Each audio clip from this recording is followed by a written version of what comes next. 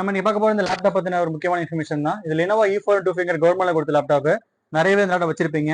So இப்போ ஒரு காமனான ப்ராப்ளம் என்னன்னு கேட்டீங்கன்னா, இந்த லேப்டாப் ஸ்கூல்ல கொடுத்துருப்பாங்க. காலேஜுக்கு போனதுக்கு அப்புறம் ஸ்பெஷல் சாஃப்ட்வேர் யூஸ் பண்ணும்போது இந்த லேப்டாப் நீங்க அப்கிரேட் பண்ணி ஃபீல் பண்ணுவீங்க. இந்த லேப்டாப் காமனான ப்ராப்ளம் என்னன்னா, லேப்டாப் நீங்க என்ன பண்ணாலும் இந்த லேப்டாப் ஸ்லோவா தான் இருக்கும். ஸோ இந்த ஒரு ஃப்ரெண்ட் என்ன பண்ணிருக்காங்க, லேப்டாப் ஸ்லோவா இருக்கும் லோக்கல் ஷாப்ல போய் கேட்டிருக்காங்க. ஸோ அவங்க என்ன சொல்லியிருக்காங்கன்னா, ஒரு 8 GB RAM அப்கிரேட் பண்ணிக்கிறாங்க.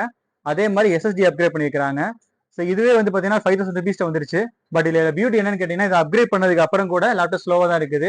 இந்த லேப்டாப்ல கூடிய ப்ராசஸர் வந்து பாத்தீங்கன்னா ஒரு பேசிக்கான AMD A4 ப்ராசஸர் தான். இதோட ஹேண்ட்லிங் கெப்பாசிட்டி ரொம்ப கம்மியானதா, ரொம்ப பேசிக்கான ஆபரேஷன் டாஸ்க் தான் இந்த பர்டிகுலர் ப்ராசஸ் சப்போர்ட் பண்ணும். ஃபார் எக்ஸாம்பிள் எப்படி சொல்லலாம்னு கேட்டீங்கன்னா, நம்ம ஒரு சைக்கிள்ல வந்து அதோட கெப்பாசிட்டி என்னவோ அவ்வளவுதான் பண்ண முடியும். அதை நம்ம 50 பேர் டிராவல் பண்ண முடியாது இல்லையா?